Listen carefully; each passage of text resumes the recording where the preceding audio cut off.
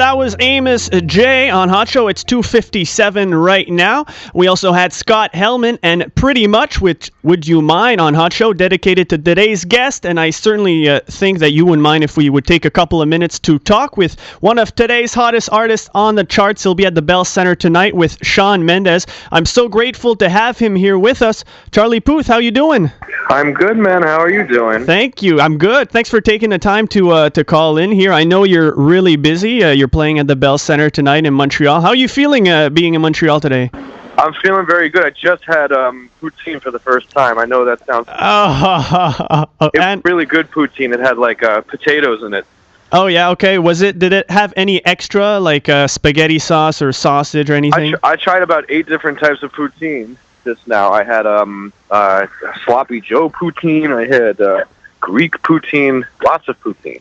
Nice. So is that a good enough reason to get you to come back here? Is poutine? Well, I mean, there's more than that. I mean, there's more than that. I mean, I'd love to come back anytime. Now, I don't want to waste any more time because I want to get into the serious stuff right away, what every Montrealer really wants to know, because I know you went to Berklee College of Music in Boston, so the most important question is, are you a Boston Bruins fan? Am I a Boston Bruins fan? I'm neutral. I'm a neutral Boston everything fan. I keep sports television on in the background during social gatherings and to create the ambiance. I'm not necessarily a fan of any team. But, I mean, I can go to a Bruins game and have a nice time. Oh, okay. Because, there's a big rivalry here between the Montreal Canadiens and the Boston Bruins. So, well, I'm very glad I phrased that way. I had no idea. So I'm a fan of Montreal, too. All right. So you're a fan of the Montreal Canadiens. We have it on record. Can we say that? Yeah. Nice. All right. I love it. We have something in common, Charlie. We're about the same age, and the first album that we both bought was Eminem's The Marshall Mathers LP. Is that right? Oh, yeah. What, it was the first album that you bought, too? Yes, sir. Yeah. That album I can play for... I think I know every lyric on that album. When I was just a little baby boy, my mama used to tell me these crazy things. He's lyrically so brilliant on that album. It's just, that paved the way for production for me, for everything Dr. Dre produced on that record. So incredible. It's the best album ever. It definitely is. And I want to challenge you a bit to a Marshall Mathers off. You've already started it. Let's do it. I'll give you some lines from that album. Obviously, we're going to keep it clean.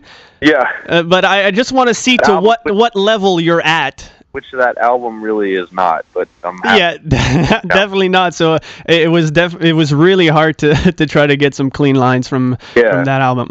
All right, you ready for the first one? Yes. Dear Slim, I wrote you, but you still ain't calling. I know. Wait, Dear Slim, I know that you ain't calling. I know your voice. I know you're. You must not have got him. I know you're. He said. What did he say? I left my cell. I left my cell. I left my cell and pager at the bottom. You must not have got him. That's it. All right, good enough. I get nervous. I don't want to Okay, go. Yeah. All right, number 2. It's funny because at the rate I'm going when I'm 30, I'd be the only one in the nursing home. Yeah. Flirting. Oh, flirting. That's it. But hey, you got at least you got a good part of it. Oh, and then the next one is the whole bag of blah blah blah is not working. Yeah, sure. Yeah, we can't really go there right now, but that was the next one. Okay, number 3. I'm so sick and tired of being admired. I wish that I would get.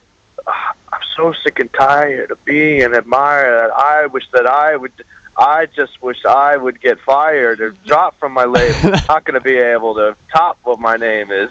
That's it. Yeah. He went a little more hardcore. Like I would just die or get fired. He talks a lot about that. I would die or get fired. Oh, dude, that song was so that's the song that that he made in response to Interscope at the time, saying that he didn't have a hit. Yeah, exactly, and he brought Marilyn Manson in on that video. I don't know if you remember that. Yes, of course. Yeah. Oh, my God. Okay, this is fun. Keep going. Okay, last one. This is, because I kept the hardest one for the last one, all right? Yeah. I take each individual degenerate's head and reach into it. Just to see if they listen to music. I take each individual's head or degenerate just to I don't remember. You're almost there. You're almost there. You got it almost. Say it again, one more time. I take each individual's degenerate head and reach into it just to see if he's doing it, or if he listens to music. Exactly, yeah. If he's influenced by me and if he listens to music. Dude, that song is around this time when this album came out, it was a really weird time in America with all the the bad stuff happening.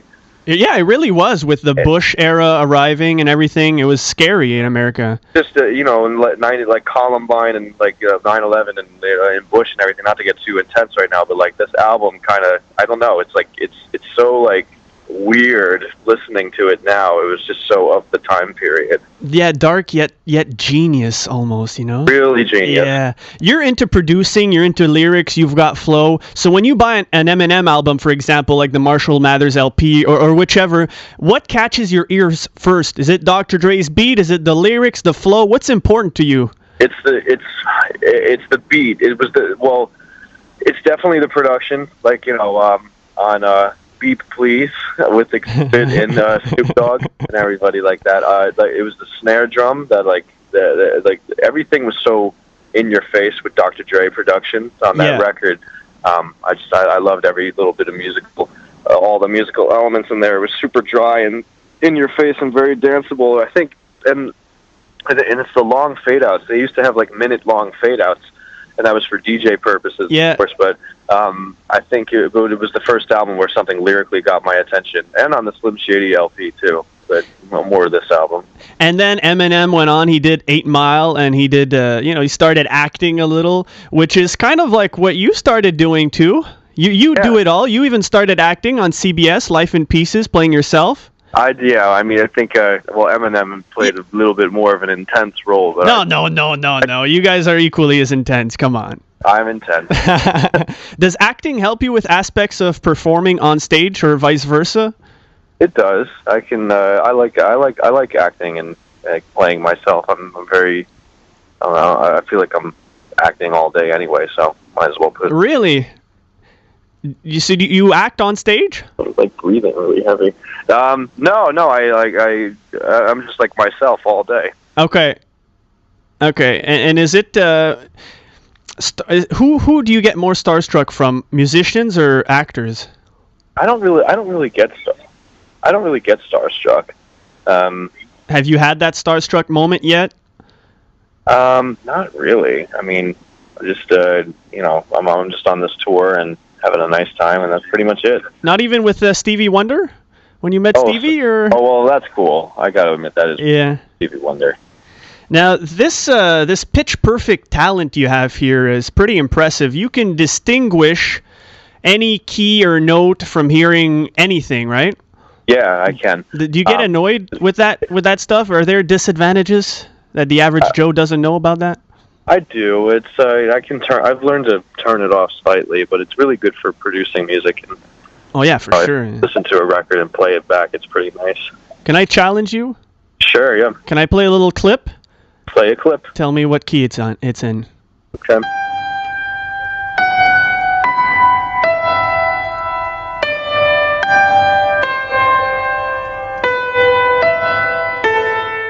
Did you get that? Yeah, that's in G major. But did you hear? I was reading off all the notes to you. Oh no, I didn't hear that. But you're right. It is in G major. So all the notes that were just played were G, F sharp, B, E, D, G, C, B, E, A, D. You're a genius. And do you know what that song is? It sounds familiar. I don't remember what it is though. My Chemical Romance. Oh yeah, it is My Chemical Romance. What connection do you have with My Chemical Romance? I almost became kind of like, a punk in high school, listening to Good Charlotte, My Chemical Romance, and all these other records. But I kind of successfully meandered my way out of that. And you're both from New Jersey. And we're both from New Jersey. Yeah, exactly.